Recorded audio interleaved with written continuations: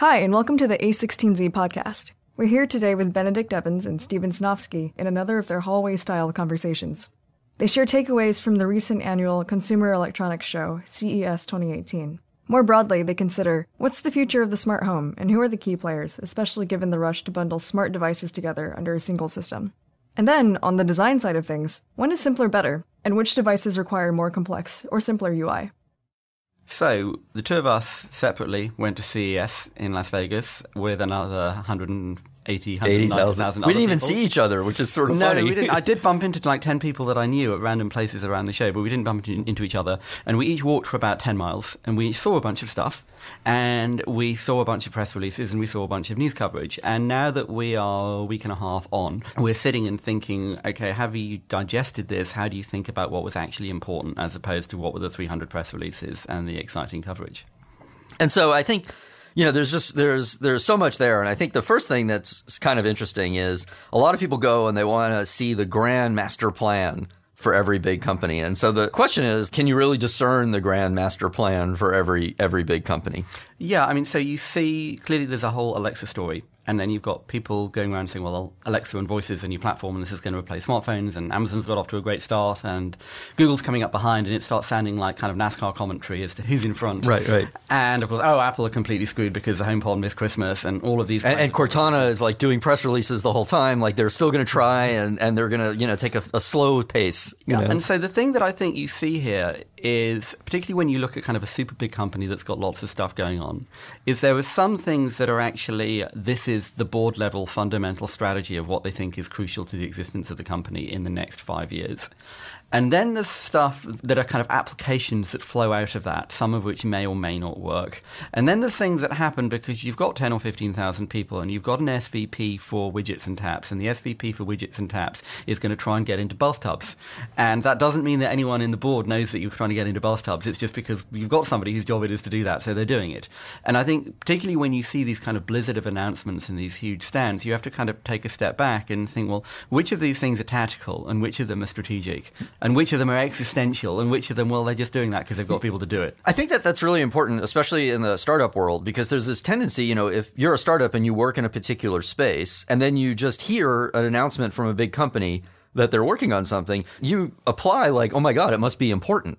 Because it's and also, I'm going to get squashed. Right. It's important to me, so it must be super important. And it forgets that dynamic at a big company where, you have N groups working on their vertical things, and then the new thing appears and it's N+1. The likelihood is that 3, 4, or 5 of those groups are each going to go try to do it. And to your analogy, it's like if bathtubs became like a thing, it's likely that all the groups are going to go find a way to go do bathtubs. And we joke about this all the time about like adding photos or adding messaging. And so a lot of what you see at CES is... It's the internal bureaucratic dynamics. It's the org chart. It's just the org chart of the company. So like one of the ones I saw was like a whiteboard.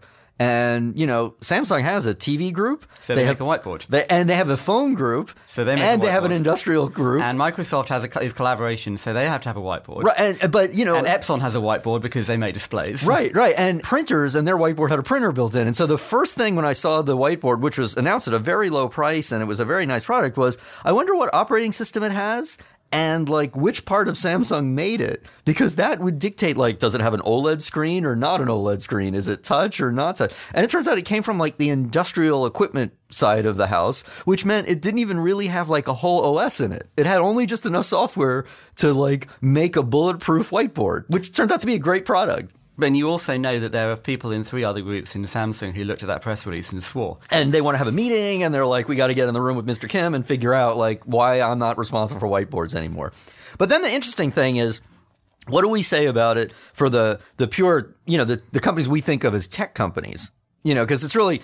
Like, you could divine the master strategy for, like, a Samsung or an LG. Yeah, so, well, this is sort of the thing we were talking about earlier, that everyone goes there and says, what's the Google strategy, what's the Facebook strategy, what's the Amazon strategy? When you go to the LG stand or the Samsung stand, it's actually kind of interesting. You look at the tech press coverage, and they kind of they're like, why is there a washing machine here? Why is there a dishwasher here? For like 5 years now, they've been doing this. Yeah. And the answer is, these companies make everything, and they want to make everything electrical in your home. They want to make they make the air conditioner and the washing machine and the TV and the PC PC and the phone, and they have an org chart around that, and so they want you to buy your washing machine from them. And clearly, in some way, the washing machine is going to be digital or connected at some point in some way over the next 20 years. And so they want to do that because they've got connected people, and they want it to have some software in it or some interface that means you have to buy the washing machine from LG and not from Samsung and not from Electrolux.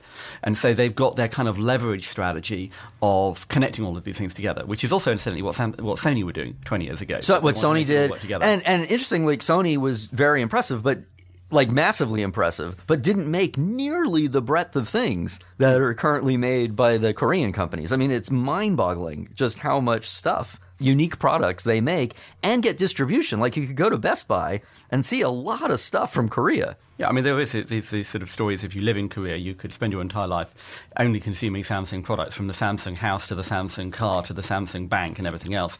I mean, one of the things that kind of comes out of that, though, when you look at back to the washing machine point. Okay, the washing machine has a screen, and there's a bunch of interesting things you can do. Like you can pour a whole bottle of washing liquid into it, and then you can tell it what load it's got, and it will automatically put the right washing liquid in, so you don't have to load it every single time. So there's kind of interesting, useful stuff you can do. Right. But then you think, okay, does this need to have Android on it? Does it need to have a little tablet on the front? Does it need to have a screen at all? Does it need to have a go button?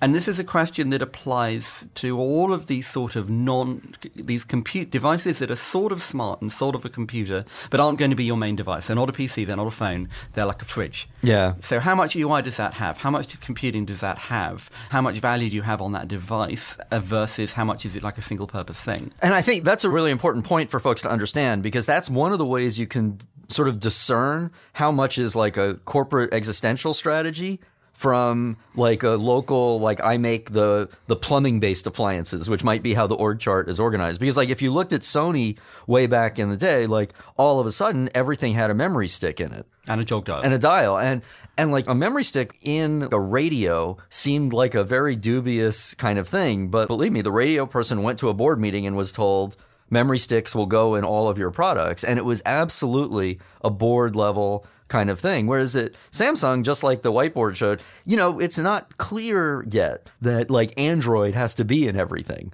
But it is clear if you went to both of them that, wow, like Bixby was a board meeting. Yes, voice. And I picked Samsung's Bixby, yes. And Chloe at LG, those were board meetings, or at least like an exec staff meeting where they all were told, you've got to go participate. And then you can sort of see the seams, because way out on the edge, a home security camera, they just do like the checkbox minimal API, because he's like, look, I got to compete with ADT and Ring and a whole bunch of companies for distribution in the US. I don't have time to be all corporate. Plus, if I want to actually get into Best Buy, they're going to tell me, well, you've got to support Alexa and Google Home and HomeKit. Exactly. So you have these devices that have, it's to your point, it's as though you've got a bunch of Sony devices that had the toaster in it, that had a memory stick and an SD card and a compact flash card. And so you have the security camera that has Alexa and Bixby and Google Home and HomeKit.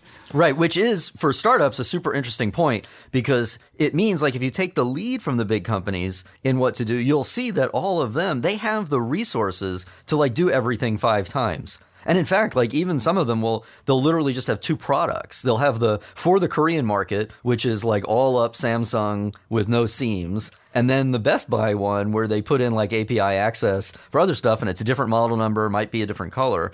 And the thing is, this is, particularly for voice, this is just another cross-platform kind of thing. We'll get to whether voice is a platform itself, but like, the idea that you're just going to go do all of these presumes that we've reached a steady state.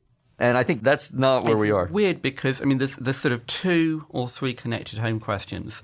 There is how many of these things are actually going to end up being smart or connected at all? Like, will lights work? Will the door lock work? Will the fridge work? Will the cooker work? Will the cooker hood work? Will you say, hey, Alexa, turn on the extractor fan? How many of those things will happen? That's an exhaust fan, just letting folks know. Yeah, the fan over the stove. How many of those things will happen and how many of them won't? You can kind of look around your kitchen and you think, okay, well, toasters worked. Microwaves mostly worked. Electric carving knives mostly didn't work. And you probably wouldn't have been able to tell that in advance, and that's sort of where we are with all the smart stuff. Yes, there'll be a bunch of stuff. Some of the stuff that's being proposed will work and some of it won't. And that's one of the reasons you see so many of these different things, because they're all riding on the smartphone supply chain. There was the era, as you used to talk about, like, of putting a DC motor in every appliance. And there was a time, and in fact, in the US, electrical codes are actually built around this notion that you're going to have like a lot of plug-in appliances in your kitchen. So there needs to be an outlet like every 4 feet at counter height. And, you know, there were like carving knives. Like nobody really has those anymore. Electric can openers, how many blenders and mixers and other things. And so there was a time, you know, mostly in the 60s and 70s when like everything got a DC motor in the kitchen.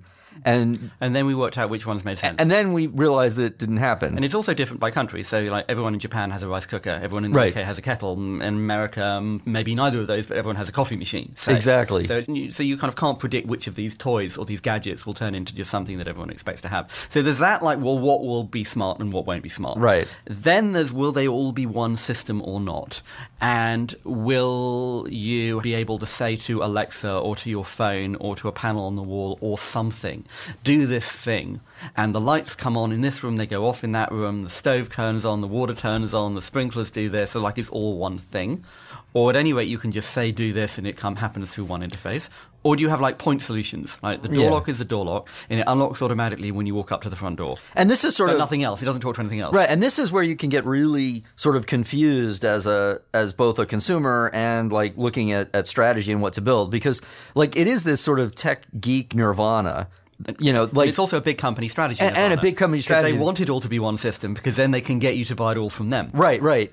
The difference, I think, is that the big companies, especially the huge ones, are actually, they can have the strategy, but they also need to sell things individually. Like they can't, like, you can't go to Best Buy and say, I need a new washer because mine broke. And then they'll say, well, not unless you buy an air conditioner. Yeah, and it only works if you've got a Samsung fridge. Right. And so you can see that in their booths where, you know, like the fridge could be the hub or a speaker could be the hub.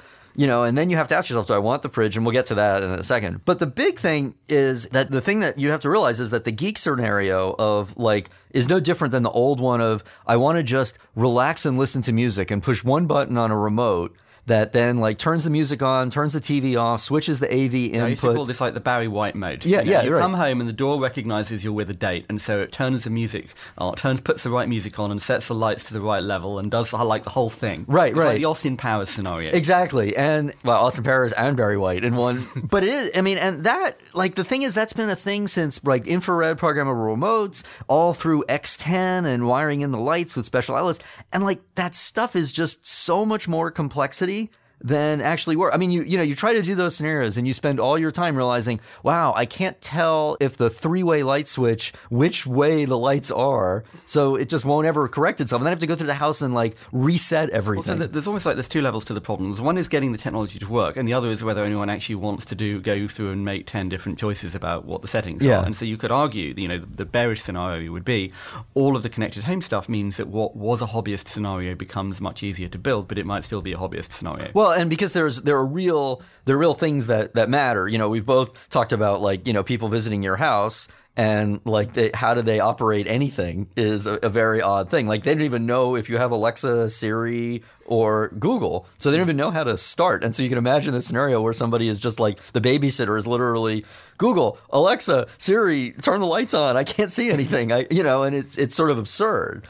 But the idea that you'll get all of these, you know, that's the thing about this market of consumer electronics is it's generally been highly fragmented because of the different ways people live globally and even, you know, urban, rural, you know, suburban. And you have like a 10 or 15 year replacement cycle. Crazy. I mean, like 20-year replacement cycle on a fridge. So you're not going to buy a new fridge just because there's a new one that's got a color screen on it. And then even then you go to, you know, you're going to do a fancy kitchen remodel or something.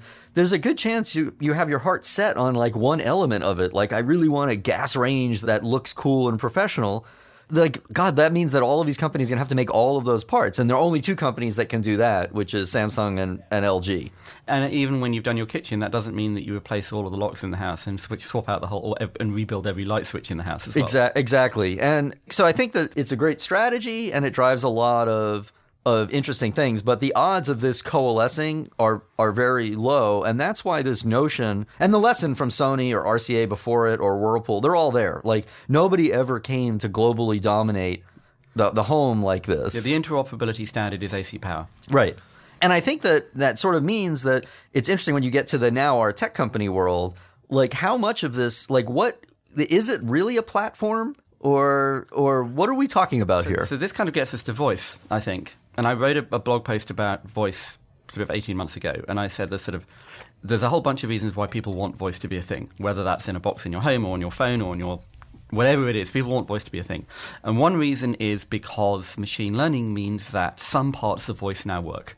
So you can turn audio into text pretty reliably. You can turn text into a structured query pretty reliably. So you can work out this person is asking you to play music, and you can do it. The second thing is that anyone who isn't Apple or Google has major platform envy, and they want to find a way of going around that and not worrying about Apple or Google cutting them off at the platform level on the smartphone. And they want to not be a commodity in whatever it is they currently and so make. there's a massive Amazon Facebook motivation here, which drove the Kindle Fire, and then now has driven Alexa and drove a bunch of stuff for Facebook. And so there's a bunch of reasons why people want it to be the thing, and a bunch of reasons why people think it should be the thing. I think there's a sort of a fundamental misconception I see over and over again about voice, which is people think, well, it's almost there, but it'll be better, and it'll get better, and it'll be fixed, and in a year or two it'll just be all existing problems will be ironed out. And I think the misunderstanding there is there's actually two challenges here. One is that you say, Alexa, hey, how much longer is there on the timer? And it says there's 3 minutes left on the timer, instead of saying the Times newspaper has been printed for 175 years, which is what Google Home did to me the other day. And that's like the voice recognition problem. And that does get fixed. That will absolutely get fixed because of machine learning. The other problem, however, is what happens if you ask it a question that it doesn't know how to answer? Because everything that you say to a voice assistant is basically getting plugged into an IVR. It is now accurately able to recognize what question you've asked, but there are only 20 questions they can answer. And each of those questions is somebody sat down and wrote a thing to be able to answer that question. And at a certain point, you stop being able to scale that. You can't answer 50,000 questions or 100 questions or 5,000 questions. And Amazon has tried to solve this with skills by having an API. And so now there's 5,000 skills or 10,000 skills on Alexa. But the problem with that is you still don't know what you can ask. Right. So it gets you to a command. The thing people always say, this is a command line. Yes, the command line has a million commands, but you don't actually. You have to remember which ones you can run. Right. And use. And I think that a lot of this comes from the spectacular work that Google has done over, the past 10 or 15 years of just, like being able to type into a one-line edit control, vast numbers of things. And what they have done, what I think is an interesting lesson is that it started off by being this pure, like, we will match your question to the right website kind of thing. And then what they realized is that could only take you so far. And then it turned into, like, they just have different teams. They have specialized teams that say, well, if we detect this as a travel-related thing, if we detect this as, a film or movie-related thing, if this is a knowledge-related thing, and then even just the appearance of Wikipedia changed their ability to answer directly. They can pull the structure data. Right, because now you can ask how old anyone is, and if they have a Wikipedia thing, or where were they born, those are easy things to do. But there's a basic fallacy here, I think. I forget who it is that pointed out. Basic fallacy in sort of non-technical people looking at AI in any sense is you see the machine do something, and you think, well, for a human being to be able to do that, they would have to be able to do all these other things. Therefore, the machine must have that capability. Right. And you forget, actually, you're looking at a washing machine. A washing machine can wash clothes, but it can't wash dishes, and it can't cook you dinner. And what we have here, back to we were talking about connected home here, what you have on Alexa is somebody built a washing machine, and somebody built a dishwasher, and somebody built a toaster, and somebody built a fridge. But each one of the things that Alexa can do, somebody had to build, and that doesn't scale. And so the idea this becomes like a universal platform, or it's like it's the next smartphone, is a complete blind alley. What does get interesting is, back to our connected home, you actually probably can remember how many lights you have, or how many rooms you have, and like the door, the turn on the lights, turn up the heating, preheat the oven. You can remember those kinds of queries. And so voice might be like your universal UI for those. Yeah. But that presumes that actually is something you want to do. And that's why I was actually looking forward. Last year at the hotel I stayed at for CES, they announced that they're working on having Alexa for the rooms. Now, this is a relatively new hotel, which all of them in Vegas are. But this one, they already had like what I think is probably the best central automated switch that I've ever seen in a hotel. Like, it has 6 buttons on it, and it's like lights, drapes, and front door, like privacy and clean. And it's wired, and it's very reliable. Because it's just a tablet. It's not even a tablet. It's like literally a resistive screen on this little tabletop thing with a USB charger in it. And the other is the thermostat. And so you push a button like drapes, and it says, do you want the sheer on or off? And do you want the drapes on or off? And notice that's one of the first things it has is they're on or off, and you can push on or off, not a toggle. because one of the notorious home automation things is someone gets up and manually closes the drapes, and then the automated system doesn't even know which direction they are, which is really common with lights. And the same thing on lights. It has all on, all off, and then like dim. That's it. Yep. And I thought, when that is going to work really well for Alexa, because there's a narrow domain and you know exactly what you can ask, and you don't have to notice like very much. And so then I got there this last week, and then the lights are, and I spent like 10 minutes trying to get the thermostat down because the room, of course, was Vegas cold, and I could not get it. Like Alexa would come back, "I'm sorry, there's not a thermostat named thermostat." And, I would say, I'd like to lower, I said, "Alexa, lower the temperature to 70 degrees or raise the temperature to 70 degrees. And it says, "Temperature set to auto 61 degrees. And I was like, did it tell me what it's set to? And I just went in this loop, and then I gave up. And then I just started in Alexa, open the drapes. Alexa, close the drapes. And it was flawless. Well, this is kind of. And I'm reading a 2-page index card, a 2-page cheat card. Well, this was kind of my point, that there's two problems. There's the one problem is the thing has to recognize you, and that will get fixed. It will get to the point that it will always know that you're talking about the thermostat, whatever you say. The problem is if you then say to it, "Hey, what's a good restaurant that I could have dinner at night?" Somebody's going to have to have written that. Well, and that for hotel is actually super interesting because it might use Yelp and then send me to Caesars. And so, and it turns out the queries that aren't built in the hotel skills that they made, like the thermostat and the lights and the drapes, are just going to Alexa. Yep. And it turns out, anything like that, what's the weather? It's not going to the weather that the hotel provides, which might come from any particular source. And so the idea that hotels would turn us all into their own huge system is pretty complex. I think this sort of kind of the thing we kind of keep circling back to is there's the vision of the unified system.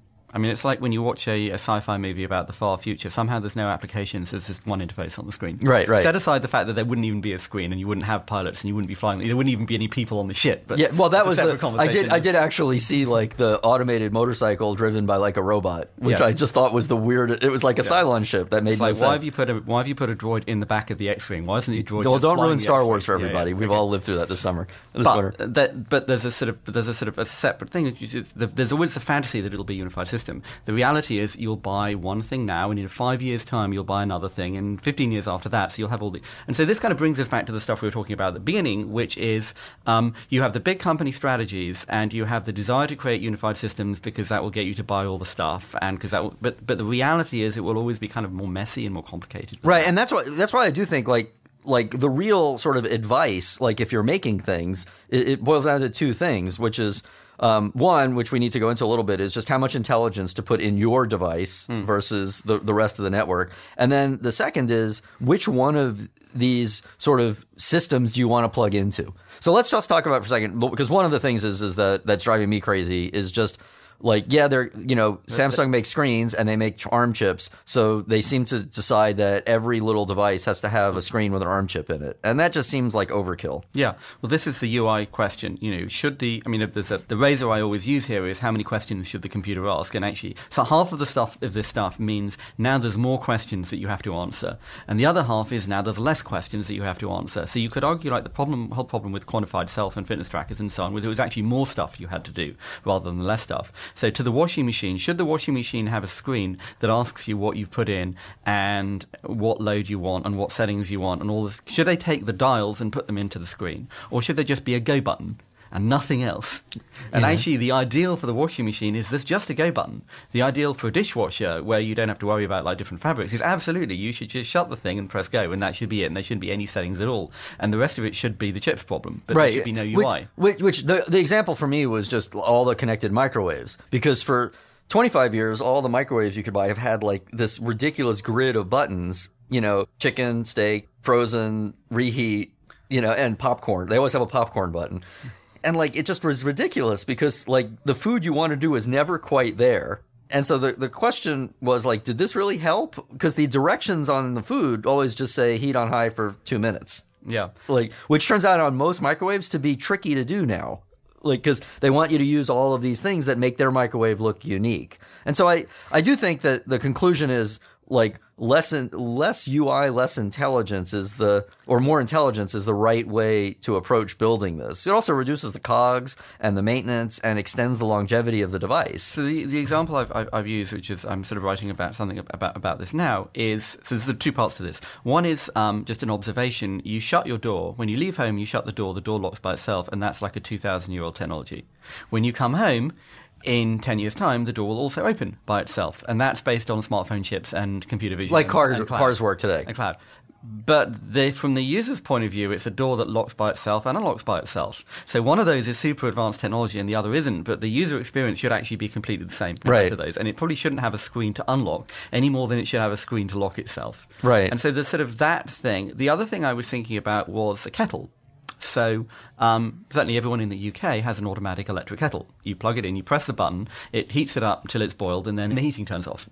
And you look at this, and I feel like channeling these people who look at CES and say, look at all these stupid devices. Look at a kettle. You're an idiot. You could buy a saucepan. Put the saucepan on the stove. That will boil water. Why have you got a kettle? Right. Which is true. But it's actually better to just press a button, go away, and come back, and the water's boiled, and it's turned the heat off. I push this even further, the vegetable peeler. Not like an electric vegetable peeler, just like a kind of a $5 vegetable peeler. Yes, you could peel fruit with a knife. The 15th time that half of the apple has gone into the sink and a small piece of your thumb has gone into the sink, you go and you buy a vegetable peeler, because it's just better. And I think that's the way to think about a lot of these things, that they remove friction, and they remove a question, or they remove something that's taking a tiny piece out of your life every single day. And you could boil water on the stove, but why have you not just got a kettle? Why does the door lock have a screen? It should just unlock. Right. Or why does the kettle? I mean, we have a kettle here that has 15 different temperature settings based on what kind of tea you're making. Like, just really? Yeah. Just press the boil button and then pour the water. If you're making things, you want to have the screen. You want to have the screen, and you can actually be different. And this is something, of course, that Apple tends to do better than anyone, which is be minimal about things. Like, if you're making a Windows laptop, it's like cool to continue to have all the legacy plugs and all of the different variants of adapters and plugs built into the machine. And Apple makes these bold choices that really do move things forward. I mean, it was just the anniversary of the MacBook Air, and I was at that event, and I sat there with all the famous reviewers and everybody talking about there's no Ethernet. What are we going to do? Because back then, basically Apple at that demo, Steve Jobs went through a lot of length to talk about how to use a DVD player, or actually a CD-ROM at the time. Yes. And it was like Air CD or Air Drive or something. They sold an external drive as well, but Air Disk. Yeah, Air Disk or something it was called. And it was like trying to comfort everybody. And I just love that. It's exactly the same as them shipping a headphone adapter with the iPhone. Right. And it just doesn't, life does move forward. And I think that that's really important for everybody to sort of recognize as a key takeaway. Finally, just really want to touch on this point about being cross-platform and whether you should embed the Alexa runtime or the Siri runtime or which you can embed, or the Google runtime, which was Google's Hey Google strategy, which was everywhere. Like they spent a lot of money to do Hey Google everywhere.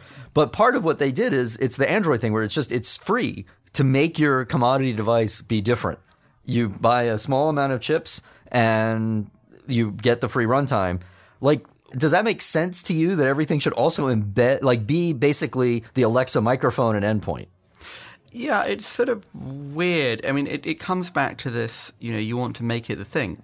Google want everything to be an endpoint for Google Home. Amazon want there to be Amazon Home everywhere. It doesn't necessarily make sense to a person that everything should be that endpoint. I mean, this is, the joke that you'll ask a question and you'll have Google and Alexa arguing with each other on your kitchen counter as to which of those is the thing. I mean, there's something we haven't mentioned. We talked a little bit about voice earlier. There's a lot of experimentation here. There's experimentation around what devices will have smart, and what kind of smart, and what UI, and what system they'll be connected to, and is it voice, and what kind of voice, and voice in what devices. I think there's also just going back a level to the sort of what actually is a super high-level strategy, certainly for Google, probably for Amazon as well, which is, what do we do with AI? What do we do with machine learning? What's the product? We've got this kind of fundamental capability that computers can answer these new kinds of questions. What's the product? Well, the most obvious immediate products are, right now you can do consumer image recognition, so you have Google Photos, which is fantastic. And we can do voice. Okay, well, what could we do if we recognize voice? Well, maybe we could answer questions. Let's try that. Let's see if that works. And you can see in this, I think, an echo of Google Now, Just Google Now is sort of, well, we've got all this information. What other product can we create out of that? And Google Now, for a bunch of reasons, didn't work. And they kind of shifted that to be, okay, well, now it's Google Assistant. So instead of it being passive, it'll be active and you'll ask it a question. But there's a lot of sort of almost kind of top of the S-curve, of one S-curve, beginning of the next S-curve of like, we've got these primary technologies and this primary set of information, whether that's the ARM chips or the screens or the microphone or voice recognition. And we're sort of experimenting, well, what would the actual consumer proposition for that look like? What would it be? Right. Is it a voice box? Is it glasses? Is it Alexa? Is it a text assistant? Is it a bot? Is like we don't quite kind of have a resolution on what that would be. And I think that the key thing for people to understand when they're making things is that we're at the very beginning and there's a lot of experiments, but you can't have your product rely on like an experimental approach. Because especially if you're making something in business that needs to have an answer, or in the consumer space that the lights do need to actually turn on, like the thing about the Google search experience is that it was highly resilient to being wrong. Like if you typed a query and you didn't like the answer, you typed another one.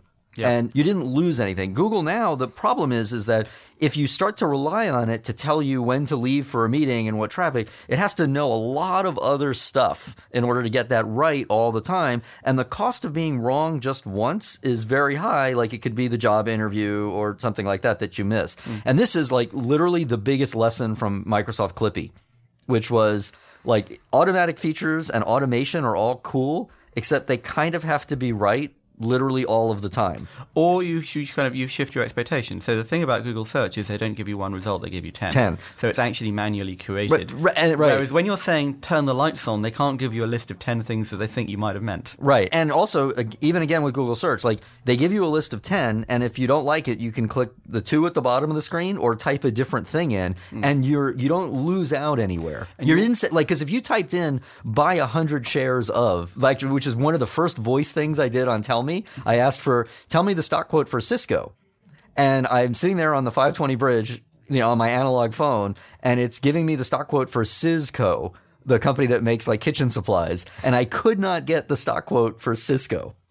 And like, if I were telling it as a buy or a sell, that would be really bad. So there's a lot here for makers to really ingest. And a lot of sort of early experimentation. I mean, one of the ways I've sort of talked about IoT is like the smartphone supply chain, on the one hand, means there are all these cheap commodity components, and suddenly you can make any connected thing you want really much, much easier than you would have been able to in the past. On the other hand, ubiquitous wireless and cloud means you can kind of light them up in ways that you would never have been able to in the past. What we don't have is like the really clear answer as to, well, what would you create?